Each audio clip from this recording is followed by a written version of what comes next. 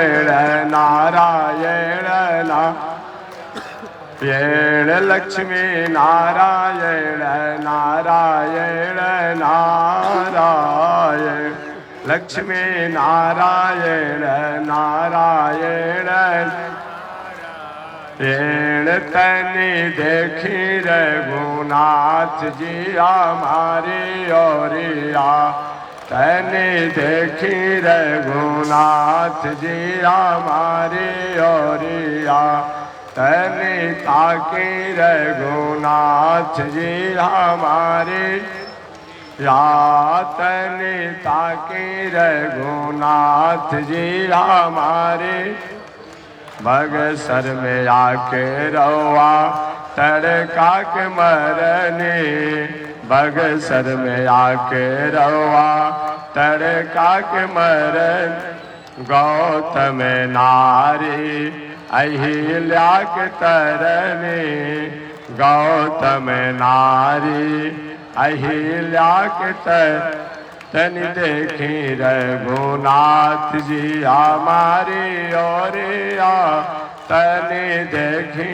रघुनाथ जी हमारी ओरिया श्रीमन नारायण नारायण नारायण श्रीमन नारायण नारायण नारायण लक्ष्मी नारायण नारायण नारायण लक्ष्मी नारायण नारायण नारायण बोलिए श्री लक्ष्मी नारायण भगवान की अनंताचार्य कृपया वेदांत द्वयपारगम रामकृष्णांग्रि सद्भक्त विश्वक्सेन मुनिं भजे काषायं यज्ञसूत्रं शुचिवपुषि तथा चौद्वपुण्ड्रं च बाले यस्यास्ते दक्षहस्ते कलिकुमति गिरीन्द्रेन्द्रवज्रं त्रिदण्डं संसाराग्नि प्रशान्त्यै मृतजलममलं दारुपात्रं पवित्रं श्रीविश्वक्सेन सूरे पदकमलयुगं श्रेयसे संश्रयामि लक्ष्मीनाथ समारम्भां नाथयामुनिमध्यमाम् अस्मदाचार्यपर्यन्तां वन्दे गुरो परम्परां नारायणाय विद्महे वासुदेवाय धीमहि तन्नो विष्णु प्रचोदयात् महालक्ष्म्यै च विद्महे विष्णुपत्न्यै च धीमहि तन्नो लक्ष्मी प्रचोदयात् तन्नो लक्ष्मी प्रचोदयात्। परमाराध्य श्री लक्ष्मी नारायण भगवान प्रातः स्मरणीय पूज्य आचार्य श्री के जुगल चरणों में कोटिशः नमन। भगवत भागवत आचार्य कैंकर्य पारायण महानुभाव, अभी आप हरिद्वार की पावन भूमि से चलकर आए हुए माया मधुसूदन पीठाधीश्वर जगत गुरु रामानुजाचार्य स्वामी बैकुंठनाथ जी महाराज द्वारा राम कथा को आपने श्रवण किया। अच्छा मधुरमय आपने कथा श्रवण किया होगा। इनसे पहले प्रयागराज की पावन भूमि से चलकर आए हुए श्री राधा माधव पीठाधीश्वर जगत गुरु रामानुजाचार्य स्वामी मुक्तिनाथ जी महाराज द्वारा भी आपने कथा श्रवण किया होगा। चलिए मैं भी अपनी पावन कथाओं को निवेदन करूंगा। पिछले दिन मैंने निवेदन किया था कि मानव जीवन में अगर हम अपने उद्देश्य और लक्ष्यों से कहीं भटक जाते हैं, हमारे जीवन में साधन संसाधन होने के बाद भी जीवन में शांति नहीं है। जीवन में जहां शांति नहीं है वहां साधन संसाधन का कोई मतलब नहीं होता है। साधन संसाधन होनी चाहिए। इस साधन और संसाधन के माध्यम से जीवन में शांति और आनंद। नीतिकारों ने तो सुख की व्याख्या ही बता दिया कि किसे सुख कहा जाता है। हालांकि अन्यत्र भी कहा गया है कि सुख क्या है, दुख क्या है, सुख किसे कहते हैं और दुख किसे कहते हैं। नीतिकारों ने सुख और दुख की व्याख्या करते हुए निवेदन किया है, हमारी भीतर जो इच्छाएं हैं, भीतर की जो अरमान है, भीतर की जो तरंगे हैं, भीतर की जो भावनाएं हैं, उसके अनुकूल जीवन और जीवन के व्यवहार होना ये सुख है। और हमारी अंतर की भीतर की उत्साह, उमंगे, तरंगे, भावनाओं के प्रतिकूल विपरीत जो व्यवहार होते हैं हमारे साथ, उसी का नाम सुख है। केवल धन संपत्ति को सुख नहीं कहा जाता है, केवल धन संपत्ति को नहीं रहना है दुख नहीं है। केवल परिवार पत्नी इत्यादि को ही सुख नहीं माना जाता है, और परिवार पत्नी नहीं रहने को दुख नहीं माना जाता है। बहुत से ऐसे लोग हैं कि धन संपत्ति तो रहता है, फिर भी उस धन संपत्ति से उनको दुखी दुख है। बहुत लोग पुत्र तो हैं, लेकिन उस पुत्र के रहते हुए दुखी दुख है। क्यों? वह पुत्र तो है लेकिन हमारे अनुकूल नहीं है, आज्ञाकारी नहीं है, तो दुख है। धन तो है, उस धन से हमें कोई सुख नहीं है। बहुत से ऐसे लोग हैं, करोड़पति आदमी है, नौकर चाकर अभी फगुआ रहा है, फगुआ का असर रात में खूब नौकर चाकर खाएंगे, पिएंगे, घूमेंगे, फिरेंगे, पहनेंगे। अब बेचारे हॉस्पिटल में किसी तरह पड़े हैं और कहीं पड़े हुए हैं, क्या उनके सुख इसमें? धन संपत्ति तो रिजर्व बैंक के तिजोरी में रखा ही हुआ है, क्या उसमें होता है? हमारी भीतर की भावनाओं, भीतर की स्थितियों के अनुकूल जो स्थितियां होती हैं, व्यवहार होते हैं, वह सुख है। और हमारे भीतर की भावनाओं, इच्छाओं के विपरीत जो अपने आप में व्यवहार होते हैं, वह दुख है। इसी सुख को 3 भागों में बांटा गया है। शास्त्र में सुख को 3 भागों में बांटा गया है। एक सुख का नाम है ब्रह्मानंद सुख, दूसरे का नाम है विद्यानंद सुख, और तीसरे का नाम है संसारिक सुख, जिसको विषयानंद सुख आप कहते हैं। 3 प्रकार के सुख होती है। प्रथम सुख क्या है? ब्रह्मानंद। ब्रह्मानंद सुख क्या है? ब्रह्मानंद सुख का मतलब होता है जो रात दिन परमात्मा की स्थिति में लगा हुआ हो, रात दिन उन्हीं में लगा हुआ हो। दिवीव चक्षुराततं तद्विप्रासो विपन्वयो जागीवांस समिन्नते विष्णोर्यत्तरमं पदं पर्याप्तानंतराय। जो रात दिन परमात्मा की स्थिति में लगा हुआ हो, ये ब्रह्मानंद सुख है। इसके अधिकारी हमारे सुदामा जी महाराज थे। संसारिक भले ही वस्तुएं नहीं थी, लेकिन रात दिन उसी में लगे हुए थे। आज सुदामा जी गरीब हो सकते थे, लेकिन दरिद्र नहीं थे। गरीबी जीवन का कोई दोष नहीं है, लेकिन दरिद्र होना जीवन का दोष है। गरीबी सुख में परिणित हो सकती है, लेकिन दरिद्रता कभी मिट नहीं सकती है। दरिद्र का मतलब क्या होता है? आप कहेंगे हम लोग तो दोनों को एक ही समझते हैं, दरिद्र और गरीब में हम लोग कोई अंतर नहीं समझते हैं। नहीं, गरीब आदमी भगवान की कृपा का पात्र हो सकता है, दरिद्र आदमी वह कृपा का अधिकारी नहीं होता है। गरीब का मतलब हमारे पास कपड़ा पहनने का नहीं है, लेकिन हम अपने मार्गों से हटे नहीं हैं। खाने की ठिकाना नहीं है, अपने मार्गों से अपने आप हम कहीं विचलित नहीं है। कहीं अपने आप में रहने का ठिकाना नहीं है, लेकिन हम चंचल व्यवहार में नहीं है। दरिद्र का मतलब क्या होता है? असंतुष्टो दरिद्र। दरिद्र का मतलब होता है असंतुष्टो दरिद्र। जो रहते हुए भी, साधन संसाधन संपन्न होने के बाद भी जो असंतुष्ट हो, कितना भी धन हो, किसका हड़प ले, किसका छीन ले, किसका बेईमानी करे, किसका शैतानी करे, वो कहे दरिद्र है। दरिद्र आदमी कभी भी आत्मोद्धार को प्राप्त नहीं करता है। गरीब व्यक्ति जो होता है वो कभी न कभी अपने अच्छा व्यवहार के कारण ऊंचाई पर पहुंच सकता है, ऊंचाई पर पहुंच सकता है अपने आप में।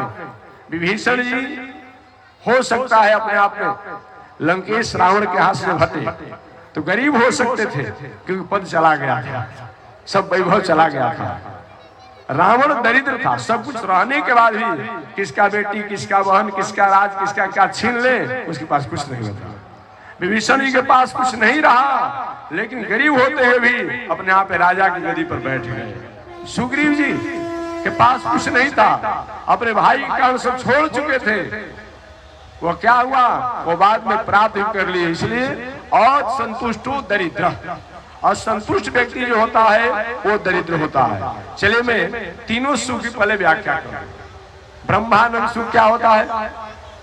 जो रात दिन सत्कर्म, पूजा पाठ, यज्ञ, दान, तीर्थ, व्रत और परमात्मा की स्थिति में, भाव में जो लगा हुआ है वो ब्रह्मानंद सुख में है। आपने गौतम बुद्ध जी का नाम सुना होगा। गौतम बुद्ध जिसमें एक राजकुमार थे, हालांकि आज तो उनके नाम पर एक विचार, एक पंथ, एक धर्म ही निकाल दिया जा रहा है। बौद्ध न कोई धर्म है, न बौद्ध कोई पंथ है। बौद्ध एक दर्शन है, एक विचार है। दर्शन माने हमारा एक जीने की कला है। बौद्ध कोई धर्म नहीं अलग है, जैन कोई अलग धर्म नहीं है अपने आप में, और भी दुनिया में कोई है अपने आप जितने हैं, कोई भी धर्म नहीं है, कोई भी धर्म नहीं है। एक विचार और दर्शन हो सकता है, धर्म तो एक ही होता है, वैदिक सनातन। क्यों आप पूछेंगे हमसे क्यों? इसीलिए धर्म जो होता है, जिस समय सृष्टि प्रारंभ होती है, उस सृष्टि प्रारंभ के समय जो विचार, जो निर्णय जो अपने आप होता है वो धर्म होता है। और उसके बाद में जो पहले के अपने आप में मानवीय जीवन जीने के लिए जो आर्टिकल है, उसके कुछ कुछ कड़ियों को अपने जीवन में उतारने के लिए जिसने उतारा वो एक दर्शन हो सकता है। तो धर्म का मतलब आज से 50,000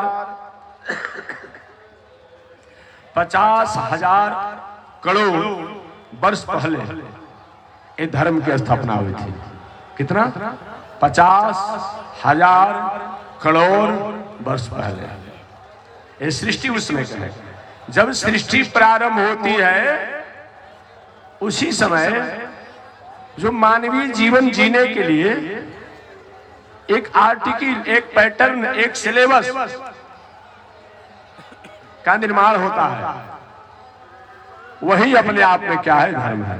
जैसे जब से आपका देश मध्यकालीन समय में, पूर्व समय में अपनी स्थिति में था, पुनः आगे आने के बाद जब अपने स्थितियों में स्वतंत्र पाया गया, जब विदेशियों द्वारा यहाँ से अपना उनके शासक और शासकीय व्यवस्था जब समाप्त हुई, तो जो ही आपका भारत देश के नामों से अपने आप स्थापना किया गया, उस समय ही कानून बना दिया गया।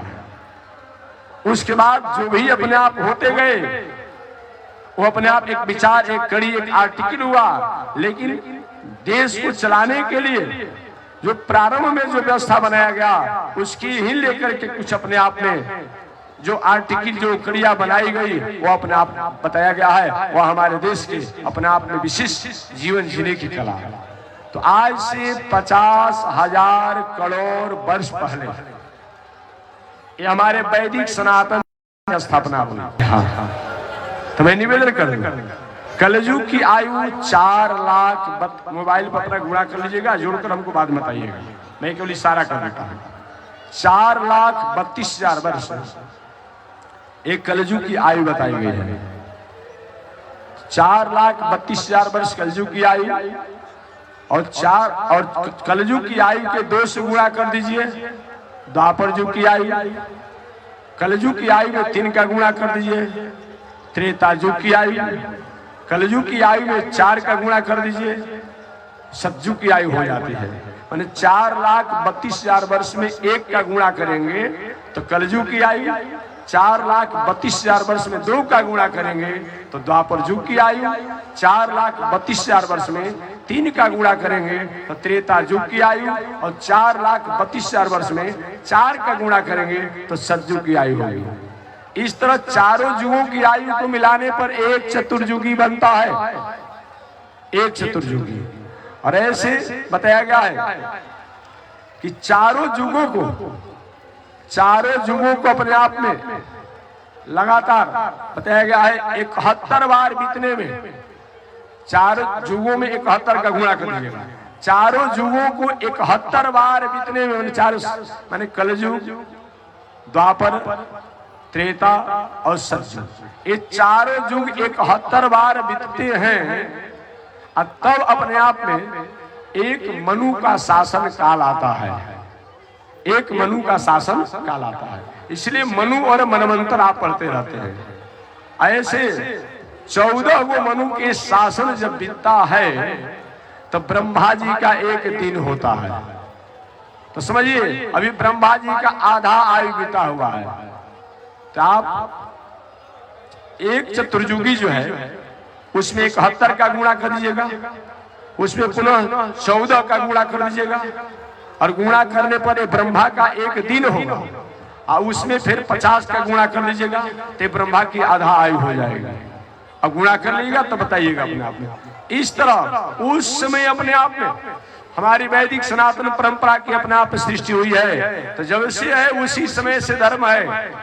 आज आपके स्कूलों में पढ़ाने वाले पाठ्यक्रम हर साल 2 साल पर सिलेबस बदल दिए जाते हैं। कभी आपने सुना कि वेद के सिलेबस को बदल दिया जाए, भागवत के सिलेबस को बदल दिया जाए, रामायण के सिलेबस को बदल दिया जाए, इतिहास के सिलेबस को बदल दिया जाए? नहीं नहीं, आवश्यकता नहीं है।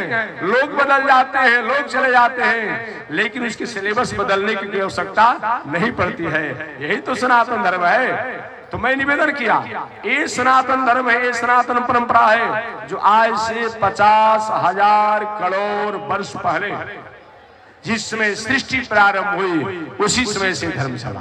और दूसरे धर्मों की बात मैं करूं तो सबसे पुराना आप इस समय ईसाई धर्म को मानते हैं। आपके विचारों में कितना दिन हुआ जी? 2022 चल रहा है ना। तो ये तो निर्णय हो गया कि जब ईसा साहब को आए 2022 वर्ष हुआ, 1 वर्ष 2 वर्ष 3 वर्ष 4 वर्ष 5 वर्ष होंगे, तभी ना बाद में कोई अपना विचार चलाए होंगे, अपना दर्शन चलाए होंगे। तो 2022 से पहले तो ईसाई धर्म नहीं था, इतना स्पष्ट हो गया। चलिए जहां तक बात करेंगे इस्लाम धर्म की बात, तो आप जानते हैं कि 1400 से 1500 के बीच में हमारे मोहम्मद साहब इस धराधाम पर आए। मोहम्मद साहब आए होंगे तो 2, 4, 5 वर्षों के बाद ही अपने विचारों को, अपनी भावना को समाज में जनाने का कोशिश किया होगा। तो 1500 वर्ष से बाद का तो इस्लाम धर्म नहीं हुए कि उनके अनुसार मैं कह रहा हूँ, जो अपने आप करते हैं। नहीं तो कभी पूछा जाएगा अपने आप में, इतना स्पष्ट अपने आप है कि 1500 वर्ष के भीतर जहाँ तक सिख इत्यादि की बात करते हैं तो 400-500 के भीतर की ही अपने आप में। और भी यहूदी इत्यादि जो बताए जाते हैं अधिक से अधिक 3000 वर्ष के भीतर है। हमारे यहाँ एक विक्रमीय संवत जो चलता है, जो विक्रमीय संवत जो चलता है विक्रमादित्य जी द्वारा चलाया हुआ। विक्रमादित्य जी 2 भाई थे, एक भाई तो राजकाज की व्यवस्था की है जिनके नाम पर आज विक्रमीय संवत चलता है, और एक भाई राजा बन गए जो भरथरी के नामों से जाने गए। भरथरी उन्हीं के भाई थे, विक्रमादित्य जी के भाई थे, उन नामों से जाने जाते हैं। तो विक्रमीय संवत अभी समझा जाए ईस्वी सन से आगे चलता है। विक्रमादित्य जी ने जो विचार चलाया वो अपने आप का है, और धर्मों से पंथों से आगे की बात बताई गई है। तो मैं निवेदन करना चाहूंगा, इतना ही नहीं, भगवान श्री कृष्ण को इस धराधाम पर आए 6000 वर्ष हो रहा है, 6000 वर्ष। महर्षि वेदव्यास महाराज उस धराधाम पर आए 6000 वर्ष हो रहा है। एक बात स्पष्ट हो गया कि 6000 वर्ष के पहले के ही कोई विचार, कोई पंथ, कोई कुछ है, लेकिन हमारी सनातन परंपरा जो है 50,000 करोड़ वर्ष पहले की है। इसलिए और जो भी है वो सब क्या है? वो दर्शन है। दर्शन माने क्या होता है? दर्शन कहते किसे हैं? आप लोग महाराज बहुत अच्छा इनका दर्शन है। दर्शन में क्या होता है? दृश्यते ज्ञायते जायते इति दर्शन। जो पहले से स्थितियां हो,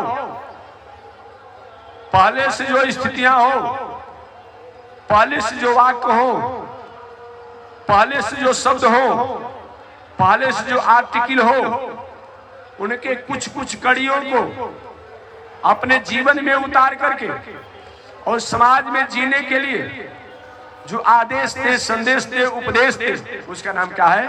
दर्शन होता है। जैसे सत्य शब्द जो है पहले का, अहिंसा शब्द पहले का, दया शब्द पहले का, परोपकार शब्द पहले का, परमार्थ शब्द पहले का, ऐसे सनातन धर्म में जो 2, 4, 5, 10 से जो जीवन जीने की जो कड़ी है, जो सूत्र है, उसको कुछ विचारकों ने अपने जीवन में उतारा और समाज में जीने की बताया, वह दर्शन है। गौतम बुद्ध ने अहिंसा को परम धर्म बताया, अहिंसा को परम धर्म बताया। मोहम्मद साहब ने कहा कि अपने प्रिय से प्रिय वस्तु को कुर्बान कर दो। कुर्बान का मतलब क्या होता है? अर्थात त्याग कर दो। तो प्रिय से प्रिय वस्तु क्या होता है? किसको कुर्बान करना है? जिनसे सृष्टि हुई है, जिनसे सृष्टि हुई है। All thing bright and beautiful, all creature great and small, उसके प्रति कुर्बान करना है। तो हमारा सबसे प्रिय क्या है जी? धन संपत्ति इत्यादि प्रिय नहीं है, हमारी आत्मा प्रिय है, हमारा प्राण प्रिय है, अर्थात हमारा मन प्रिय है, हमारी बुद्धि प्रिय है। इसको उन परमात्मा के प्रति कुर्बान करना चाहिए, न कि किसी प्राणियों की कुर्बान करने की बात आती है। प्राणियों कुर्बान तो हर साल होते रहते हैं। क्या कि उस अपने आप में जो अपने आप मोहम्मद साहब ने कहा, उनकी स्थितियों को लोगों ने समझने की कोशिश किया? नहीं किया। इन संसारिक अपने आप में पशुओं की कुर्बान करने से हमारी आत्मतोष और आत्म शांति प्राप्त नहीं होगी। कुर्बान करना हो तो अपने मन को, अपने बुद्धि को, अपने चित्त को और अपनी आत्मा को उन परमात्मा के प्रति कुर्बान करना चाहिए। उन्होंने माना अपने आप, उसके नाम पर एक विचार चल गया। जहां तक जैन दर्शन में हुआ कि परमात्मा की सत्ता अपने आप में पूरे दुनिया में है, और ऐसे मान करके वे लोग भी अपने आप में एक श्वेतंबर होते हैं, एक दिगंबर होते हैं जैन दर्शन में। एक तो बिना वस्त्र के चलते हैं, एक श्वेत वस्त्र पहनते हैं, मुंह पर पट्टी बांध कर हमेशा रहते हैं अपने आप में। उनका होता है समाज का परोपकार करना, उनका भी धर्म है। तो हमारे यहाँ जब से प्रारंभ होती है सृष्टि, तब से परमार्थ की बात आ जाती है। ये माता पिता बालक कुछ किया है जी, उसके प्रति परमार्थ की भावना है कि नहीं? कि समय से स्नान कराना, भोजन कराना, सुलाना, ये परमार्थित है। तो हमारी तो सृष्टि ही परमार्थ से शुरू हो जाती है, सृष्टि हो जाती है। और भी जितने अपने आप, किसी ने सत्य को, किसी ने दया को, किसी ने प्रेम को, सबने अलग अलग विचारों द्वारा मानव जीवन की कला बताया। तो मैं निवेदन करना चाहता था कि गौतम बुद्ध ने, मैं ब्रह्मानंद की व्याख्या बताना चाह रहा था कि ब्रह्मानंद सुख किसे कहा जाता है। गौतम बुद्ध बचपन में जब से जन्म लिए थे, तभी से उनकी स्थितियां परमात्मा के प्रति थी। इसी से गौतम बुद्ध के पिताजी गौतम बुद्ध को राजभवन से, राजप्रकोटा से बाहर नहीं ले जाते थे।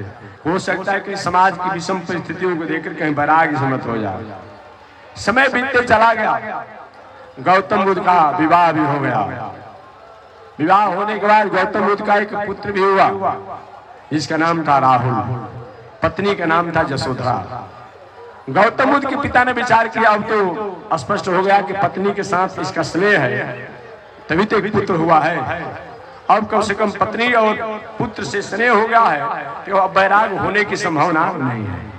एक दिन राजकाज की व्यवस्था को देखने के लिए गौतम बुद्ध के पिता निकले। गौतम बुद्ध ने अपने मंत्रियों से कहा, मंत्री जी, क्या दुनिया जो है, संसार जो है, इतने ही प्रकोटा में है और लंबी चौड़ी है? मंत्री जी ने कहा कि नहीं राजकुमार, ये प्रकोटा जो आप देख रहे हैं, ये प्रकोटा अपने आप में, ये तो आपका राजभवन का प्रकोटा है। ये प्रकोटा राजभवन का है, ये इतना में दुनिया नहीं है। तो उन्होंने कहा कि आप दुनिया को दिखा देंगे क्या? क्या संसार को आप दिखा देंगे क्या? अरे संसार किसे कहते हैं जी? जो हमेशा सरकते रहता है, हमेशा बदलते रहता है। संसरती इति संसार, संसार का मतलब क्या होता है? संसरती इति संसार, जो हमेशा सरकते रहता है, परिवर्तन होते रहता है, बदलते रहता है, उसी का नाम क्या है? संसार। अब संसार सरक रहा है, बदल रहा है, परिवर्तन हो रहा है, और आप अपने आप में हम नहीं बदले, ऐसा होगा? नहीं हो पाएगा अपने आप में। तो मैं निवेदन करना चाह रहा था कि गौतम बुद्ध ने पूछा अपने मंत्री से, मंत्री जी क्या दुनिया इतनी में कि दुनिया इससे अलग भी होती है कि नहीं? नहीं राजकुमार, दुनिया तो बहुत लंबी है, ये तो आपका राज घराने का प्रकोटा है। अच्छा तो मुझे अपने आप पे संसार को दिखाइए ना, दुनिया को दिखाइए ना। मंत्री जी रथ पर बैठा करके गौतम बुद्ध को लेकर चले। और जब कुछ ही आगे बढ़े तो उन्होंने देखा एक छोटा सा बालक 6 महीना भाई 1 वर्ष का होगा, इस मच्छर और खटमल काट रहे थे, रो रहा था बालक।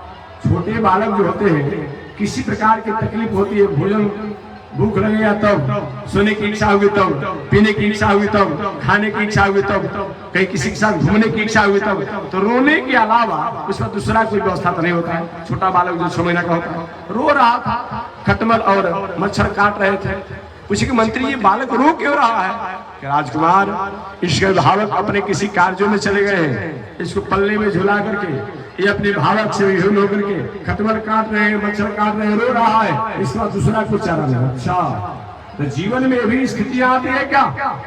ऐसे भी होता है क्या? हाँ आता है महाराज। आप भले राजकुमार थे, आपके साथ ऐसा नहीं हुआ होगा कि आपकी सेवा करने वाले 10-20 लोग होंगे अपना हमेशा तैयार, ऐसे ही जीवन में होता है। अच्छा तो बहुत दुनिया में दुख होता है जन्म लेने पर। आगे बढ़े, आगे बढ़ने के बाद देखिए 5 वर्ष का बालक है, अब 15 किलो का बस्ता उसके पीठी पर लादा हुआ है। मंत्री जी बालक अभी 5 वर्ष का है और इतना वजन लेकर जा रहा है, कहाँ जा रहा है? मंत्री जी ने कहा कि पेट भरने की विद्या के लिए जा रहा है। CAT कैट, कैट माने बिल्ली, RT रेट, रेट माने चूहा, एलिफेंट माने हाथी, डॉग माने कुत्ता, एस माने गधा, हाथी घोड़ा चूहा गधा पढ़ रहा है। अब पढ़ते पढ़ते बेचारा पढ़िए पेट भरने की विद्या के लिए जा रहा है। अच्छा जीवन में ऐसे हाँ महाराज भले आप राजकुमार हैं, आपके तो राजभवन में ही गुरुकुल खोल दिया गया, ऐसे ही करना पड़ता है, बहुत कष्ट है। आगे जब गए तो देखे कि बहुत बड़ा एजुकेटेड जेंटलमैन चिलचिलाती धूप में एक ही छता था, अपने श्रीमती जी को उड़ाए हुए थे, अपने तपती हुई धूप में पसीना से गाल पर अपना टपक रहा था। और मंत्री जी ये क्या हो गया? कि राजकुमार इनकी श्रीमती जी है, ये अपने पत्नी को लेकर के ससुराल जा रहे हैं। ससुराल विचार करें कि अगर कहीं पत्नी पर थोड़ा भी धूप लग गया तो ये भी डांटेगी, इनके घर के लोग भी डांटेंगे, इसलिए उस पर छाता उड़ाए हुए हैं और सब अपने आप घाम में तड़प रहे हैं और जा रहे हैं। ये 4 धाम की यात्रा करते हैं। उस समय की 4 धाम की यात्रा वही होती है। जो ही 20 वर्ष से 40 वर्ष का समय जो होता है ना, ये पहाड़ी नदी के समान वो जीवन होता है। याद रखिएगा, कभी पहाड़ी नदी आप लोग भाई बगल में रहते हैं पहाड़ किनारे, कभी पहाड़ी नदी को आपने देखा होगा। पहाड़ी नदी में जब अपना वृष्टि होती है ना, जब बारिश होता है, ऐसा बहुत से घर द्वार पेड़ को सब कबार कर हवा कर समाप्त करता है और कुछ देरों के बाद इसी तरह उदास हो जाता है।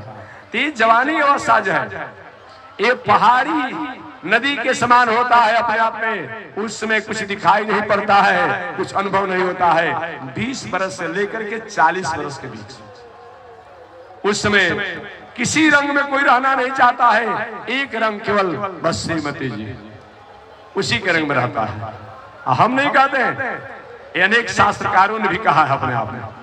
अनेक जब यही कहे कि श्रीमती जी कहते सिट डाउन, यहाँ भी बैठ गए, स्टैंड अप खड़ा हो जाओ, अभी खड़ा हो गए। देखेंगे अनुभव, पिताजी को अलग कर देना है, माता को अलग कर देना है, अभी कर देते हैं।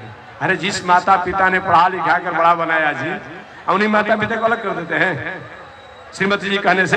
नहीं नहीं, लेकिन यही हो रहा है। रोज हम लोग यहाँ 2-4 केस आते रहते हैं। महाराज जी पत्नी कहती है कि जब तक से पिता को माता को अलग नहीं कर देंगे तब तक हम आऊंगी नहीं अपने आप में। रोज केस आते रहता है। ऐसा अगर समाज में आ रहा हो, इस पर विचार करना चाहिए, विचार करना चाहिए। तो श्रीमान जी अपने आप में चिलचिलाती धूप में अपने पत्नी को छता उड़ाए थे, अपने पसीना से लथपथ जा रहे थे। ऐसी घटना को देख रहे हो, अच्छा जीवन में ऐसा भी होता है? हाँ होता है, भले आपके साथ नहीं हुआ है, आपकी पत्नी मर्यादित है। आगे बढ़े, आगे बढ़ने के बाद देखे कि बूढ़ा आदमी जो है छड़ी लिए हुए अपने आप में जा रहा था, चला नहीं जाता रहा था, 2 डिग जा रहा था, 1 डिग पीछे गिर जाता था, फंस जाते थे। मंत्री जी ये क्या? राजकुमार आयु उम्र जब इसी तरह जब ढलते लगती है तो वृद्धावस्था आता है, वृद्धावस्था सम रोग का घर है जी। रोग तो रोग होता है, लेकिन वृद्धावस्था रोग का घर सम बताया गया है। डांड में, ठेहुन में, कमर में, सब जगह दर्द ही दर्द हो जाता है। अब इसका कोई समाधान नहीं है। उसी को उस तरीका से जीवन जीना पड़ता है। अच्छा, तो जीवन में ऐसा भी होता है। और कुछ ही आगे बढ़े तो देखे कि बुढ़िया मैया जो है अपने आप में अवस्था ढल चुकी थी, लंबी लंबी सांसों को ले रही थी, अपने आप मालूम पड़ता है कि अब जाएगी कि तब जाएगी। मंत्री जी ये जो है वृद्धा अब अपना आयु गिन रही, अपना मृत्यु याद कर रही है, कब हम चले जाते हैं, अब जीवन जीने का कोई मतलब नहीं है। उसके बाद ही कुछ आगे बढ़े तो देखे कि एक मिट्टी पर बांस के अपने आप में डोली पर 4 लोग ले जा रहे थे। राम नाम सत्य है, राम नाम सत्य है। मंत्री जी ये क्या हो रहा? क्योंकि राजकुमार ये जीवन की अंतिम यात्रा यही है, और दुनिया की यात्रा कैंसिल हो सकती है, स्थगित हो सकती है, और दुनिया के और विचारों को और चीजों को नहीं मान सकते हैं, लेकिन इसको तो मानना ही पड़ेगा। मृत्यु जो है इसको सबको मानना पड़ेगा।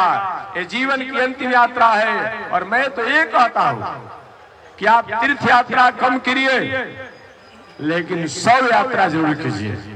याद रखिए, तीर्थ यात्रा आप कम कीजिए, लेकिन शव यात्रा जरूर कीजिए। कोई व्यक्ति मरा हो 2, 4, 5 दिन पीछे जाइए। इससे होता क्या है, हमारे भीतर जो अकड़न है, जो अहंकार है, वो दूर होता है। इतने बड़े आदमी था, इतना बड़ा राजा था, इतना बड़ा वैभवशाली था, आज हम लोग के बीच से चला गया। इसे धीरे धीरे दिल में, दिमाग में, मन में, बुद्धि में, चित्त में, आहार में, व्यवहार में, स्वभाव में जो दम्भ और पाखंड है उसका निरोध होता है, और अच्छे कर्मों की तरफ हम प्रवृत्त होते हैं। अतः ये होना ही चाहिए। गौतम बुद्ध घर पर आए और तय कर लिए, नहीं नहीं, मैं नहीं मरूंगा, मैं नहीं मरूंगा। ऐसे दिन चल जाए, जीवन में बहुत बड़ा कष्ट है, मैं नहीं मरूंगा। वही गौतम बुद्ध अगले दिन क्या किए, अपनी पत्नी यशोधरा, अपने पुत्र राहुल को छोड़ करके और रात्रि में घर से बाहर निकल पड़े अपने आप में, और जाकर आत्मज्ञान की विद्या में प्रवृत्त हो गए। आत्मा जिस परमात्मा का अंश है, यह आत्मा को परमात्मा के प्रति स्थापित करने के लिए एक घर छोड़कर चले गए, और जाकर हमेशा हमेशा के लिए उन परमात्मा में स्थापित हो गए। वही आपने कभी सुना होगा, जब एक घटना को गौतम बुद्ध की पत्नी ने जब जाना, इसका नाम था यशोधरा। उस यशोधरा ने कहा, सखी वे मुझसे कहकर जाते, सखी वे मुझसे कहकर जाते, पर चोरी चोरी गए, यही बड़ा व्याघात। सखी वे मुझसे कहकर जाते, सखी अपने लोगों से कहती है, मेरे पति हमें छोड़ करके बिना जनाए चले गए, यही हमारे लिए बहुत बड़ा घात हुआ। पर चोरी चोरी गए, यही बड़ा व्याघात। अगर कहीं उनको जाना ही था, वो अभी एक संग्राम क्षेत्र है। देखिए, और संग्राम का तो कोई समय होता है, 10 दिन, 20 दिन, 50 दिन, 1 वर्ष, 2 वर्ष में वह संग्राम या तो जय या तो क्षय होगा। लेकिन जीवन का संग्राम जो है, जब तक श्वास और प्राण रहता है तब तक ये संग्राम चलते रहता है। न जाने किस समय हमारा जीवन कब अपने गलत मार्गों में जाकर के और संग्राम में पलायन हो जाएगा। अतः हमेशा व्यक्ति को बताया गया है, देखना इंद्रियों के न घोड़े भगे, रात दिन इन पर संयम के कोड़े पड़े, अपने रथ को सुपथ पर बढ़ाते चलो, कृष्ण गोविंद गोपाल गाते चलो। ये बताया गया है हमें अपने जीवन में हमेशा। ये संसारिक शत्रुओं से तो हम मुकाबला कर सकते हैं, लेकिन हमारे जीवन में जो मन है, बुद्धि है, चित्त है, एक कब अपने आप में हार जाएगा, कब संग्राम में पराजय को प्राप्त करेगा। अतः जीवन के अंतिम क्षण तक भी अपने आप हमेशा सतर्क और संयम रहना चाहिए। एक पौराणिक कथा, एक पौराणिक कथा मैं निवेदन करूं। कुछ लोग कहते हैं महाराज हम पूजा करते हैं, पाठ करते हैं, जप करते हैं,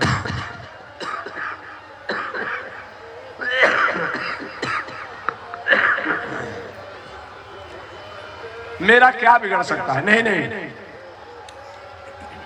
जिस कपड़े में दाग नहीं लगा है और उसमें थोड़ा सा दाग लग जाता है, उसी को पूछने वाले ढेर लोग मिलते हैं।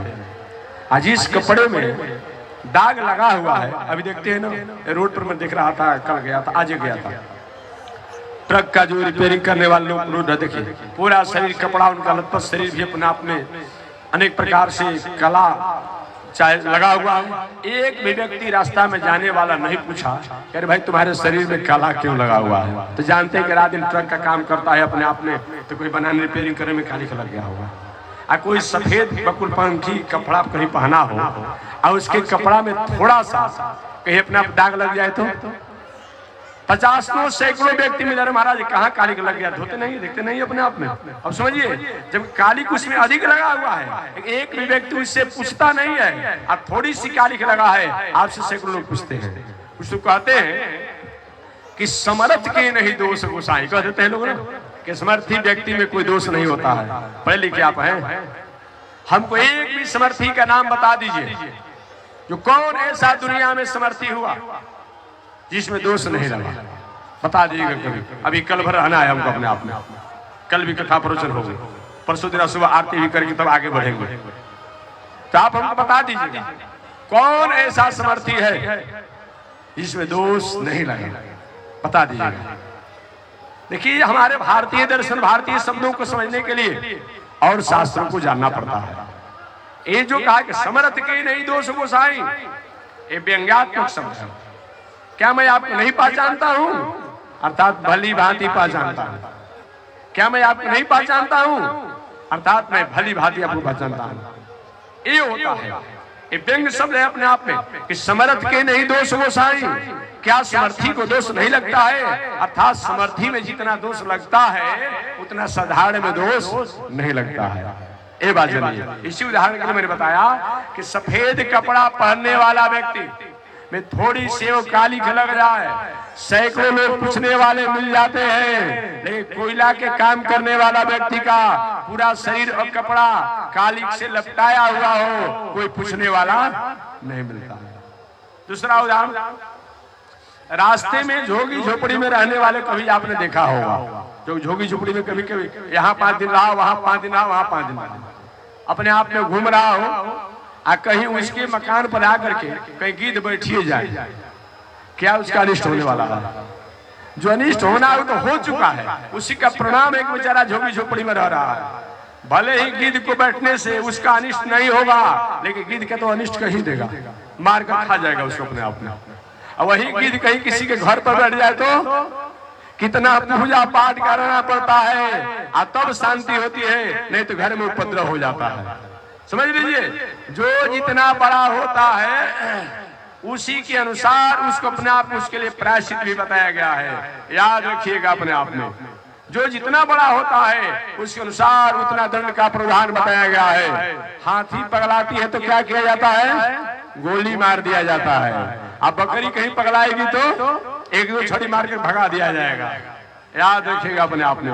कोई पागल आदमी जाकर के नाले में के लोग शंका कर दे, पैखाना कर दे, 2-4 चक्कर मार करके अपने आप में खड़े भागो, यही जगह तुमको मिला है। अब वही कहीं न्यायाधीश जी कोई काम कर दे उस ऑफिस में, तब क्या होगा? उन पर नोटिस आ जाएगा कि क्यों आपने किया, उनको जवाब देना पड़ जाएगा। जो जितना बड़ा आदमी होता है उस पर इतना ही प्रभावी होता है। इसलिए आज के बाद ऐसा मत करिए कि समर्थी व्यक्ति पर दोष ही नहीं लगता है। 2-4 उदाहरण में देता हूं, कौन कौन समर्थी हुए जिनमें दोष लगा, और आप हमको बताइएगा कि कौन ऐसा समर्थी है जिसमें दोष नहीं लगा है। हमको बाद में भी बताइएगा आप पढ़ करके। लेकिन मैं बता रहा हूं, कोई भी दुनिया में ऐसा समर्थी नहीं हुआ जिसमें दोष नहीं लगा। सबसे पहले हम लेते हैं किनको? सबसे पहले हम लेते हैं हम लोग ब्रह्मा विष्णु महेश। तीन को कहते हैं क्या? ब्रह्मा है क्या, अब विष्णु है क्या, अब महेश है क्या, ये तीन को हम तुलना देते हैं। तो सबसे पहले हम ब्रह्मा की बात करते हैं। ब्रह्मा में दोष नहीं लगा। ब्रह्मा में दोष लगा कि नहीं लगा? ब्रह्मा जी ने, आप जानते होंगे कि ब्रह्मा जी ने सृष्टि करना प्रारंभ जब किया था, तो सृष्टि प्रारंभ करते समय ब्रह्मा जी ने अपने सृष्टि में सत्यकाम सत्संकल्प से एक कन्या को प्रकट किया था, जिस कन्या का नाम सरस्वती देवी है। क्या है? सरस्वती देवी है। ब्रह्मा ने सरस्वती देवी को प्रकट तो किया, लेकिन न जाने ब्रह्मा जी की बुद्धि कहां मारी गई, कहां भटक गई। अब सरस्वती को ही पत्नी जैसा व्यवहार करने के मन में संकल्प ले लिया। उनके ब्रह्मा के पुत्रों ने, मरीचि, अत्रि इत्यादि ने कहा, पिताजी ये क्या कर रहे हैं, ये हम लोग की बहन है, आपकी पुत्री है, और इसको पत्नी जैसा व्यवहार करके सृष्टि का विस्तार करना चाहते हैं। समाज में कहीं मुख दिखाने लायक नहीं रहेंगे, अतः अपने आप में इस भावना को त्यागिए। ब्रह्मा जी ने कौन भावना बनाया, भावना बनाया, उस भावनाओं से पुनः वापस हो गए। इसका परिणाम क्या हुआ कि ब्रह्मा जी पर ब्रह्म हत्या का दोष लगा, और इसके चलते शंकर जी कहीं भी चबूतरा में रह लेते हैं, लेकिन ब्रह्मा जी का कितना मंदिर देखते हैं दुनिया में, गिने चुने कहीं देखते हैं, बहुत जगह नहीं देखते हैं। ब्रह्मा जी पर दोष लगा, जो आज भी ब्रह्मा जी को मंत्रों के द्वारा हम पूजा कर लेते हैं, लेकिन सृष्टि के रचयिता, सृष्टि के कर्णधार द्वारा ऐसा फाल्ट हुआ कि सृष्टि में अपने बेटी सरस्वती को प्रकट किए, और उसी के साथ अपने आप में सृष्टि के विस्तार के मन में कामना किया, केवल कामना किया था, इसके चलते उन पर दोष लगा। आज भी उनको उस आदर की दृष्टि में हम नहीं देखते हैं। जहां तक शंकर जी की बात करें कि शंकर जी अपने आप में ब्रह्मा विष्णु महेश, विष्णु की बात में व्याख्या कर दूंगा, जहां तक अपना महेश की बात आती है, आप सब जानते होंगे कि यही ब्रह्मा जी एक बार काशी के विश्वनाथ को अपने आप में स्तुति करने के लिए ब्रह्मा जी आ रहे थे। तो ब्रह्मा जी आते आते काशी की गलियों में जब आए, तो इनके चारों मुख से तो वेद के उच्चारण हो रहे थे, लेकिन एक मुख से बगल में एक गधा जो था, उसी की आवाज में बोलना शुरू कर दिया ब्रह्मा जी। अब यही शंकर जी के यहाँ आए अपने आप में भूत भावन के यहाँ, तो चार मुख से तो वेदों को उच्चारण कर रहे थे ब्रह्मा जी, और एक मुख से अपने आप गधे की आवाज में स्तुति करना शुरू किए। भूत भावन शंकर जी ने क्या किया, जिस मुख से ब्रह्मा जी का गधे की आवाज आ रही थी, उसको अपने आप क्या किया, उनको मुख, अरे महाराज ये क्या कर रहे हैं, आप जैसे लोग ऐसे आवाज करेंगे तो क्या समाज में सज जाएगा। और भूत भावन शंकर जी ने ब्रह्मा जी के मुंह को बंद किया, जिस मुख से गधे की आवाज आती थी, वहीं ब्रह्मा जी का सिर टूट करके शंकर जी के हाथ में सट गया। उसी का नाम ब्रह्म कपाल है। क्या है, ब्रह्म कपाल है। अब शंकर जी कितना भी प्रयास किए, ब्रह्मा जी के कपाल को, सिर को छुड़ाने के लिए नहीं छूटा। पूरे दुनिया में तीर्थ व्रत पूजा पाठ करते रहे, शंकर जी घूमते रहे, ब्रह्म कपाल छूट जाए, नहीं छूटा। घूमते घूमते बक्सर में आए, आपके बक्सर में आए, बक्सर में पूजा पाठ किए। यह आवाज आई कि हे भूत भावन शंकर जी, आप चले जाइए बद्रिकाश्रम में, बद्री नारायण का दर्शन कीजिए, अलकनंदा में स्नान कीजिए, तब आपको ब्रह्म कपाल से मुक्ति मिलेगी। वही भूत भावन शंकर जी बद्रिकाश्रम गए, वहां स्नान किए, दर्शन किए बद्रीनारायण भगवान के, तो वही वह शंकर जी के हाथों में ब्रह्मा का सिर जो ब्रह्म कपाल सटा हुआ था, वही पिंड छोड़ा। जो आज भी जो बद्री नारायण जाते हैं, जाएंगे, तो भगवान बद्री नारायण के बगल में ब्रह्म कपाल है, जहाँ पर आज भी पिंड दान होता है। लोग कहते हैं कि ब्रह्म कपाल पर बद्री नारायण में जाने के बाद अगर ब्रह्म कपाल पर पिंड दान नहीं किया जाए तो आने का कोई बहुत बड़ा मतलब नहीं होता है।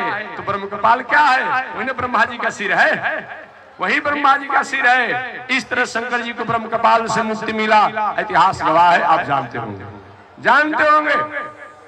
अब किसका मैं बताऊं, न तो पहले ब्रह्मा जी का 5 सिर था, लेकिन एक ब्रह्म कपाल जो अपने आप में शंकर जी द्वारा जो हुआ, वही ब्रह्म कपाल अलग हो गया। तो बाद में ब्रह्मा जी का 4 सिर वाले हुआ। ब्रह्मा जी के बारे में मैंने बता ही दिया, शंकर जी के बारे में बता दिया। जहां तक विष्णु के बारे में बताना चाहूंगा, इनको समर्थियों माना जा, ब्रह्मा विष्णु महेश। हमारी माताएं, हम लोग भी तुलसी विवाह आप करते हैं ना, माताएं भी करती है, हम लोग भी साल में एक बार मनाते हैं तुलसी विवाह। तुलसी विवाह की कथा आप जानते होंगे। एक जलंधर नाम का बहुत बड़ा प्रभावशाली राक्षस था। वो जलंधर की पत्नी जिसका नाम था वृंदा, क्या नाम था, वृंदा बहुत बड़ा भक्ति में जीवन जीने वाली थी, लेकिन उसका पति जो था जलंधर की पत्नी वृंदा के पूजा पाठ धर्म कर्म के कारण वो जलंधर को मारना किसी के लिए संभव नहीं था। देवता लोग तो हाथ ही नहीं लगा सकते थे।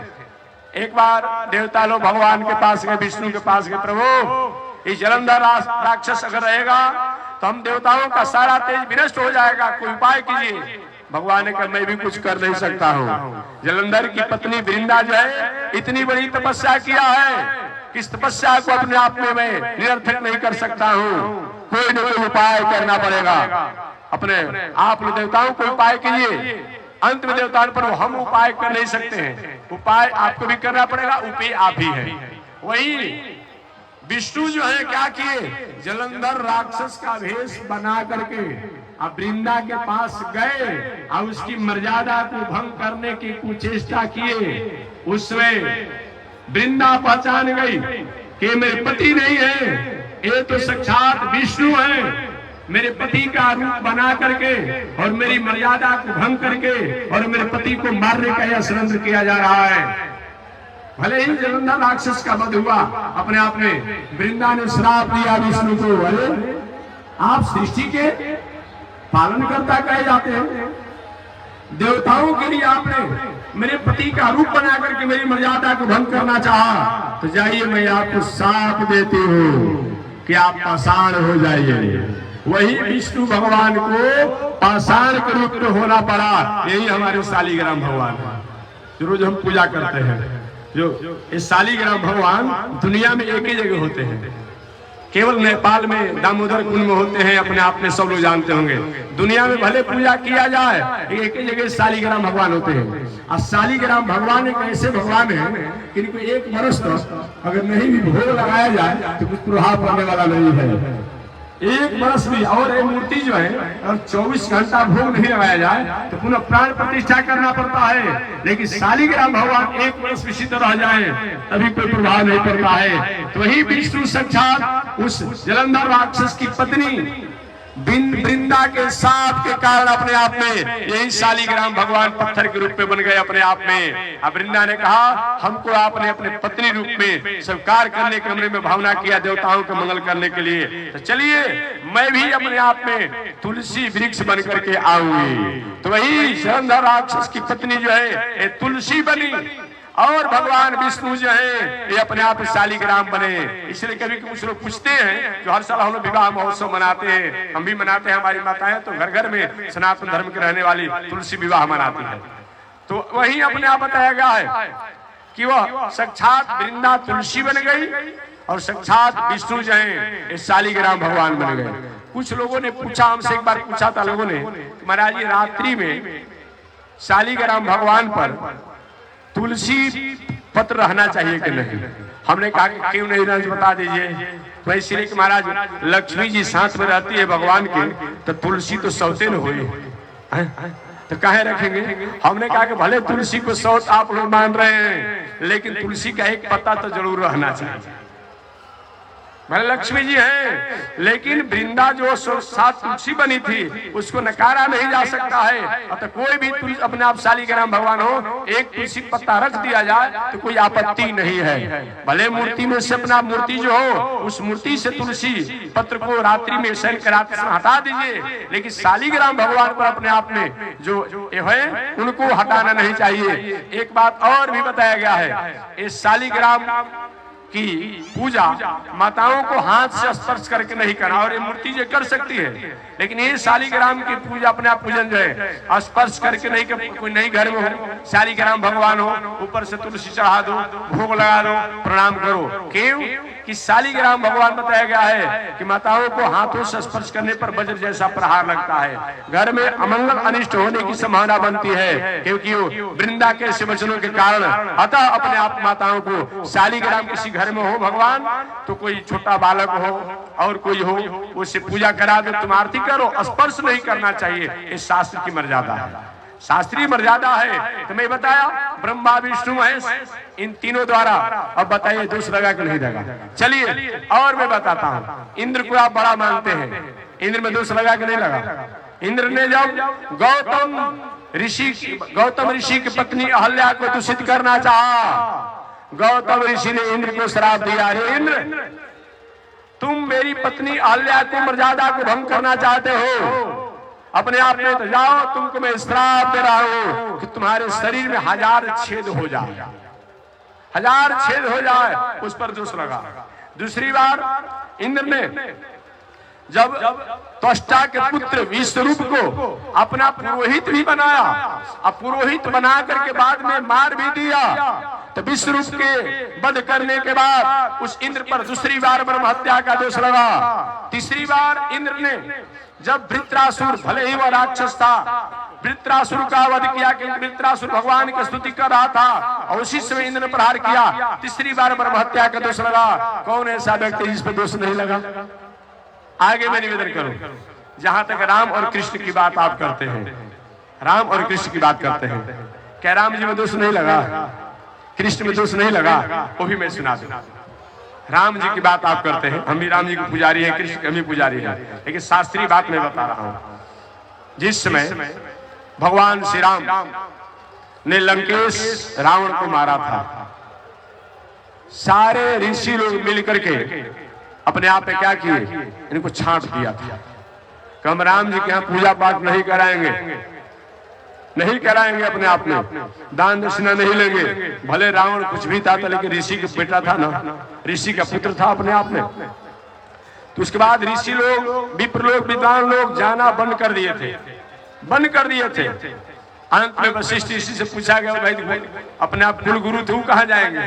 उनको तो रहना ही पड़ेगा, वामदेव जी को रहना ही पड़ेगा, जवाली को रहना पड़ेगा, और जो भी ऋषि हम नहीं जाएंगे, उनके यहाँ अपने आप पूजा पाठ और भंडारा पाने नहीं जाएंगे। कोई नहीं गया।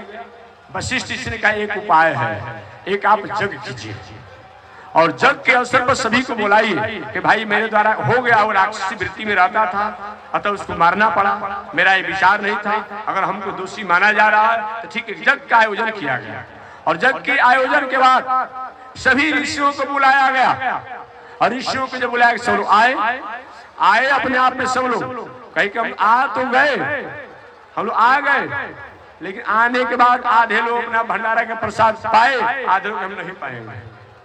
एक बात कहो, एक नीति की बात कहो। एक बार नीतिकारों ने कहा कि ब्राह्मण में अनेकता नहीं होती, सिंह में आलस नहीं होता, सर्प में भय नहीं होता, तो दुनिया में किसी को रहने नहीं देती। नाराज मत होइएगा। ब्राह्मण में अनेकता नहीं होती, सिंह में आलस नहीं होता, सर्प में भय नहीं होता, तो दुनिया में किसी को रहने नहीं देती अपने आप में। लेकिन ब्राह्मण में एकता हो ही नहीं सकती। क्यों? दो ऋषियों का साप है। देखिएगा, व्यवहारिक बात, नाराज मत होगा भाई, कोई ब्राह्मण देवता होगा तो अपने आप में। मैं एक कथा सुना रहा हूँ, अच्छा लगेगा सुनिएगा, नहीं लगेगा छोड़ दीजिएगा। मैं निवेदन करना चाहूंगा, देखिएगा, एक जो अपने आप पौरोहिती कर्म करने वाले ब्राह्मण देवता होंगे, पौरोहिती कर्म करने वाले, कहीं पौरोहिती कर्म कराते होंगे, गुरु पुरोहित का काम करते होंगे, कहीं जजमान द्वारा किसी तरह कोई ऐसी कटु वचनों का प्रयोग कर दिया गया, एक बार ऐसा अपमान कर दिया, अब मैं वहां नहीं जाऊंगा। एक ब्राह्मण अगर छोड़ेंगे तो 10 ब्राह्मण वहां पहुंच जाएंगे, और वो हमारे मालिक थोड़े होते अपने आप में, हम कराएंगे अपने आप में, और वो पहुंच जाएंगे अपने आप में। देखिएगा प्रैक्टिकल अपने आप में। ये वो कहीं हजामत बनाने वाले, हजाम कोई बात आपने बोल दिया, और कहीं अपने आप को मैं नहीं जाऊंगा, अपने स्वजातियों को कह दिया कि किसी को नहीं जाना है, नहीं जाना है तो नहीं जाना है। वो भले अपने आप में खाने की थोड़ी परेशानी हो जाएगी, रहने की परेशानी हो जाएगी, लेकिन नहीं जाएंगे तो नहीं जाएंगे। अब ब्राह्मण देवता लोग एगो पर नहीं जाएंगे तो 10 को पहुंच जाएंगे। कोई किसी को मालिक मानने पर तैयार नहीं है, ये समझ लीजिएगा। ब्राह्मण में अनेकता नहीं होती, सिंह आलसी होता है। एक शिकार अगर सिंह कर लेता है तो सामने से अपने आप गुजरते रहते हैं लोग, बस आराम फरमाते रहता है, बैठे रहता है, कोई मतलब नहीं है। और सर्प में भय नहीं होता। सर्प भले किसी को काट दे, लेकिन सर्प जो होता है भयभीत होता है, थोड़ा सा आवाज पाता है भाग जाता है, आपके सामने दिखाई पड़ता है, लेकिन एक सेकंड में कहां चला जाता है। इतना भयभीत आपने किसी जीव को नहीं, कभी कोई सर्प किसी काटने का अपने आप हमेशा हो गया हो, भले किसी को दौड़ा कर काट दे, लेकिन सर्प भयभीत होता है अपने आप में। सर्प में भय नहीं होता, ब्राह्मण में अनेकता नहीं होती, और सिंह में आलस नहीं होता, तो अपने आप में ये दुनिया इनके सामने अपने आप टिक नहीं पाती, ये बताया गया है। लेकिन ये अपना अनेकता का ही कारण है। अब सभी ब्राह्मणों ने मिलकर के भगवान श्री राम के यहाँ गया, आधा ब्राह्मण के यहाँ आ तो गए, लेकिन भंडारा उंडारा नहीं पाएंगे, आगे आगे अपने आप में नहीं पाया लोग। तब क्या बचा? तब 3 और 13 जानते हैं आप लोग ना, कहते हैं लोग 3 में कहेंगे 13 में कहेंगे, कह देते हैं लोग अपने आप में। तो 3 और 13 जो ब्राह्मण थे, घर गौतम सांडिल्य तो 3 में आ जाते हैं और 13 में और रोआते हैं अपने आप में। लेकिन नहीं भाई, अपने आप में जब सबको इस निर्णय किया गया है, ये 3 और 13 ये दोनों लोगों ने भंडारा पाया, प्रसाद पाया। पाने के बाद अपने आप में अब जहां दक्षिणा की बात आई तो 4 को भगवान श्री राम ने सोना का गाय बनाया था दान देने के लिए, 4 को। और हुआ कि भाई आपस में आप लोग बांट लीजिएगा। तो 13 ने कहा कि भले हम भोजन तो कर लिए, दक्षिणा नहीं लेंगे, दक्षिणा में प्रायश्चित हो जाएगा, भोजन तो कर लिए व्यवहारिकता में। तो 13 लोगों ने कहा कि हम दक्षिणा नहीं लेंगे। इसलिए 13 कमजोर नहीं है जात पात कुल खानदान में, याद रखिएगा, जात पात कुल खानदान में 13 जो कहलाने वाले हैं वो कमजोर नहीं है। कल भगवान श्री राम के जहां जब हो रहा था उस जग में दक्षिणा नहीं लेते तो राजा थे अपने भाई, तो जिसको जैसा पदवी दे दिया जाए अपने आप में। 13 वैसे हट गए, बाकी बच गए 3 और 3 बचे, गाय थी 4, गाय सोना की थी 4 और तो नहीं लिए, और 3 वो थे गढ़ गौतम सांडी। गौतम ऋषि ने कहा कि नहीं नहीं, लोगों ने कहा कि एक गाय को सीधा साधा ले लिया जाए और एक गाय को 3 भागों में कर दिया जाए। गौतम ऋषि ने कहा भाई गाय तो गाय है, चाहे सोना कहीं गाय क्यों न हो, मैं ऐसा नहीं करूंगा। तो क्या कि कहें भाई आप लोग गर्ग और सांडिल दोनों आदमी अपने में 2-2 गाय बांट लीजिए, मैं नहीं लूंगा। अब क्या हुआ है, दोनों लोग तो 2-2 गाय ले लिए, गौतम नहीं लिए। गर्ग और सांडिल अच्छा बड़ा बनता अपने आप में, इनको ऐसे फंसाएंगे कुछ जीवन भर याद रहेगा। वही अपने आप में एक गर्ग और सांडिल दोनों अपने आप में ले लिए। बाद में चलकर गौतम ऋषि को, मैंने कहा ना कि ब्राह्मणों में अनेकता नहीं होती, समझिए कि अब उनको दबाने के लिए, उनको अपमान करने के लिए अब सांडिल और गर्ग ने क्या किया, एक बार एक गाय बन गए माया के, एक गाय के मालिक बन गए। जहां गौतम ऋषि तपस्या कर रहे थे वहीं पर जाकर के गाय, माया के गाय अपने आप में चरने लगी। और एक ऋषि जो गाय के मालिक बने थे वे उसको देख रेख कर रहे थे, अचानक छिपे हुए थे कहीं। गौतम ऋषि ने देखा कि मेरी पुष्प वाटिका को, तुलसी वाटिका को गाय नुकसान पहुंचा रही है। तो शास्त्र का नियम है, कोई हिंसा व्रत का पुजारी जो हो उसको ओम अस्त्राय फट फट, ओम हुम फट फट कहकर हाथ बजा दे, ताली बजा दे, कपड़ा झाड़ दे, ताकि वो हट जाए, भाग जाए अपने आप में। ऐसे ही उन्होंने किया। अचानक वो तो माया की गाय थी, वहीं पर माया की गाय गिर गई। अब उधर से ऋषि आए, जो एक ऋषि अपने आप में बने थे गाय माया के और एक गाय के मालिक। अरे बताओ, उसमें तुम कहा कि सोना के गाय नहीं लेंगे, अभी गाय को प्रत्यक्ष मार डाला नो, जाओ प्रायश्चित करो। अब गौतम ऋषि रोने लगे, मैंने तो गाय को मारा नहीं है, हमारे पर तो आरोप लगा दिया गया है। आकाशवाणी हुआ कि आप तपस्या करें और तपस्या के फलस्वरूप एक गंगा को प्रवाहित करे, प्रकट करे, और गंगा के जल से स्पर्श होने से ये माया की गाय का उद्धार हो जाएगा और आपका भी अपने आप में दोष से मार्जन हो जाएगा। वही गौतम ऋषि ने तपस्या किया और तपस्या करके गोदावरी गंगा को प्रकट किया, जो वही गोदावरी त्रिविकेश्वर से प्रकट होते हुए आगे आई और मायाकृत गाय को अपने आप में कृतार्थ किया। इसलिए गंगा बड़ी गोदावरी तीर्थ में प्रयाग, आप लोग जानते हैं, वही गोदावरी को गौतम ऋषि ने प्रकट किया और ब्राह्मणों को साफ दिया कि जाओ राजमत होइएगा, जाओ जो ब्राह्मण अपने आप में जजमनिका करने वाले होंगे, अब तो भाई करते हैं, करना ही पड़ेगा अपने आप में, जो ब्राह्मण जजमनिका पर ही क्यों रहने वाले होंगे और प्रायश्चित के लेने वाले होंगे, उनका संस नहीं रहेगा।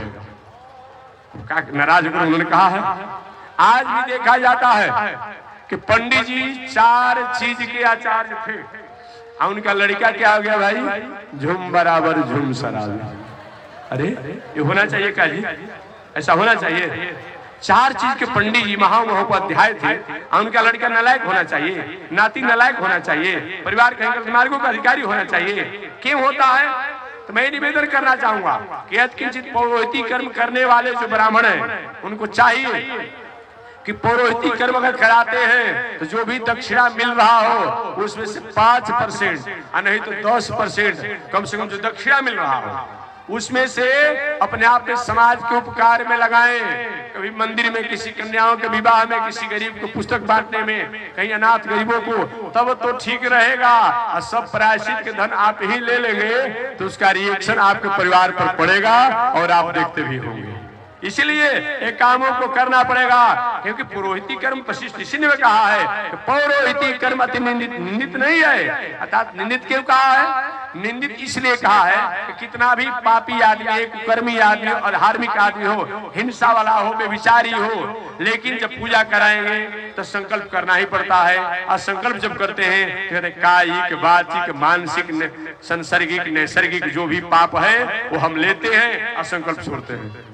तो अब समझिए 5 रुपया 10 रुपया में सारा पाप तो आप ले लिए ना। इसीलिए उसके लिए बताया गया जो भी आपको पौरोहिती कर्म द्वारा जो दक्षिणा मिले उसमें 5 या 10% अपना निकालिए और निकाल करके समाज के उपकार में लगाइए, तब तो कुल खानदान परिवार ठीक ठाक रहेगा।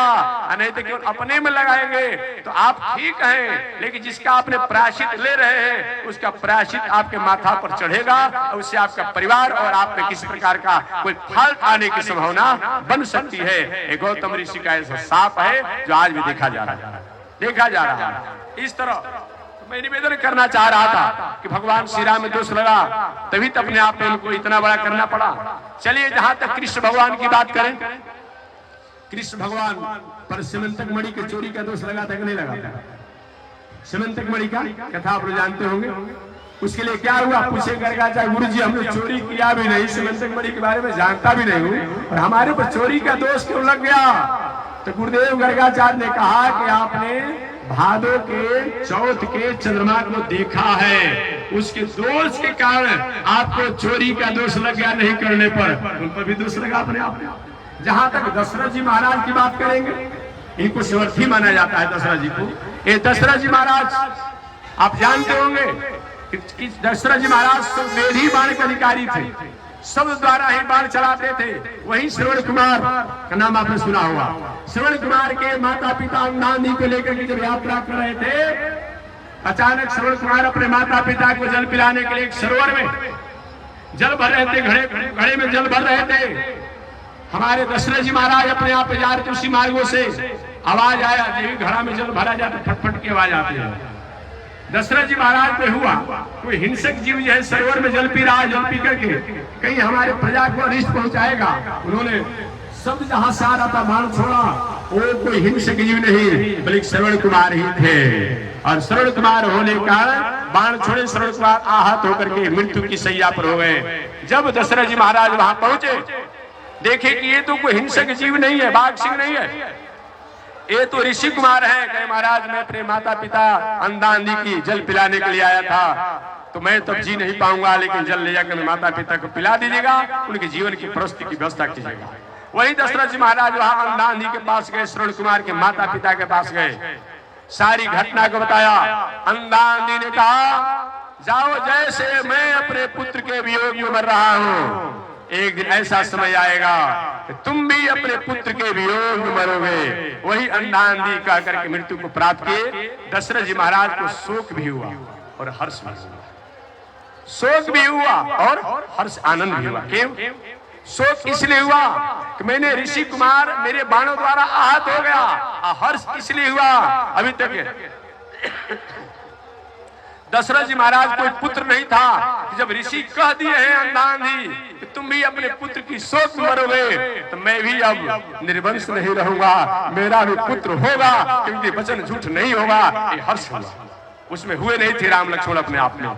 इसीलिए उसी समय से भारतवर्ष के अपने आप में, भारतवर्ष पूरे विश्व जो है उसमें 2 गुटों में बटा हुआ था।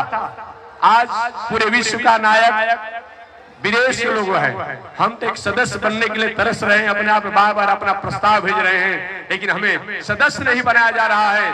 लेकिन उस राष्ट्र के आप रहने वाले हैं, उस देश के आप रहने वाले हैं। याद रखिए अपनी गरिमा को कि हमारा भारतवर्ष जो है पूरे विश्व की अपने आप में संचालन 2 था। उसके दशरथ जी महाराज नायक थे, एक गुट के अपने आप जनक जी महाराज थे। इसलिए जनक जी और दशरथ जी में 36 का आंकड़ा चलता था। समझिए 36 का आंकड़ा चलता था। दशरथ जी को जनक जी के गुण जो है अपने आप में कुजात छाट दिए थे, समझिए ना, कुजात छाटा गया था। काहे के लिए? इसीलिए राम जी विवाह के जो हो चुके थे, याद रखिएगा, राम जी विवाह के जो हो चुके थे, पढ़ेंगे आप वाल्मीकि रामायण रामचरितमानस को पढ़ने को मिलेगा तो अध्यात्म रामायण पढ़िएगा, काकभूषुंडी पढ़िएगा, लोमस रामायण पढ़िएगा, जो वशिष्ठ रामायण पढ़िएगा।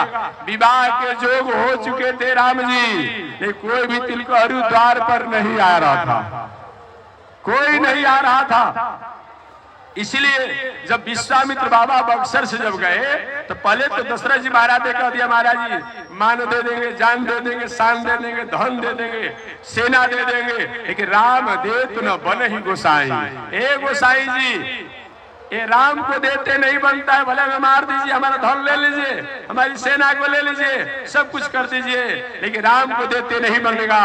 ले वही जब वशिष्ठ जी ने गुरु वशिष्ठ बहु विधि समझावा, जब बहू की विधि को जब समझा दी वशिष्ठ जी, अरे महाराज पहले आप अगुआ ढूंढ रहे थे, कोई अगुआ आवे, अगुआ सम आ गया, अगुआ कैसा अपमान किया जाता है।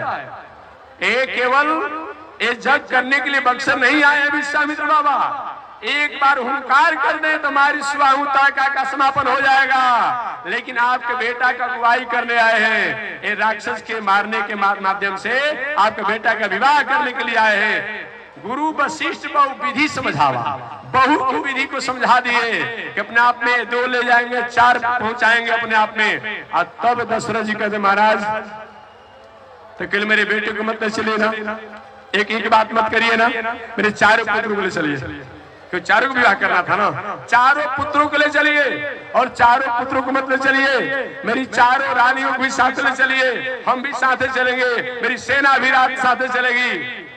विश्वामित्र का नहीं नहीं, 2 ही से काम चल जाएगा, अगुवाई में भी ढेर लोग ले जाना, उस समय बाद विवाह तय हो जाएगा तो सबको लिया जाएगा अपने आप में, 2 ही चलेंगे।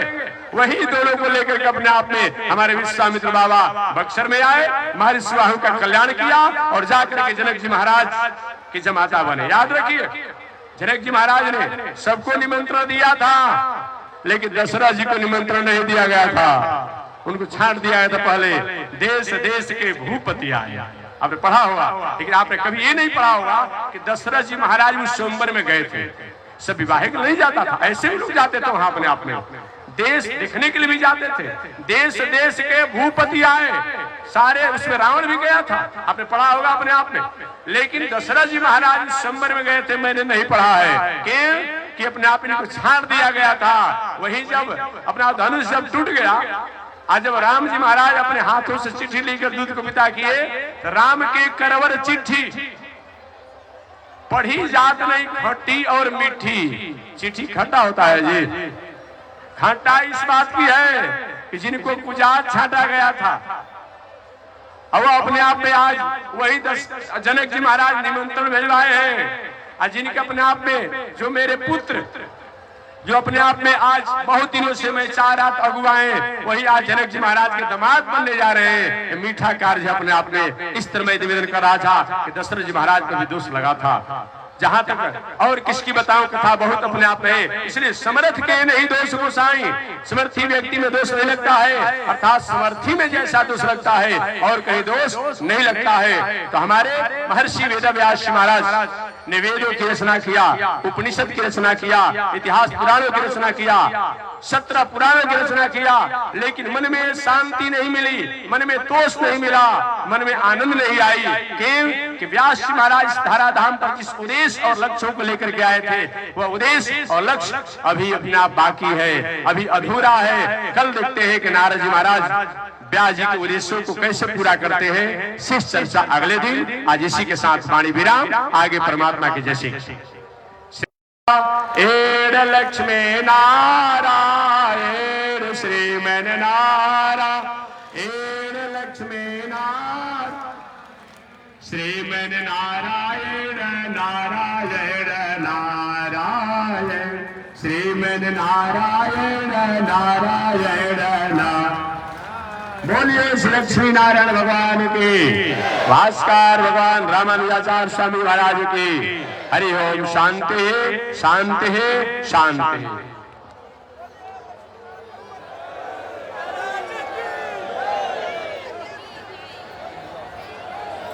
ओम चंद्रमा मनसो जात चक्षो सूर्यो जायत श्रोत्राद्वायुशब्राणसमुखादिनिरजायत श्रीशदे लक्ष्मी सपत्न्यामहोरात्रे पार्श्वे नक्षत्राणि रूपमस्मिन् व्यातम् ईश्वरिकारामो मयि गान सर्वलोकं मयि गान।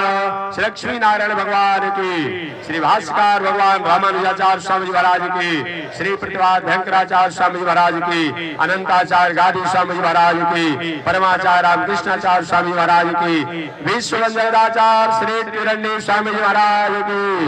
हरि ओम। शांति है, शांति है, शांति है।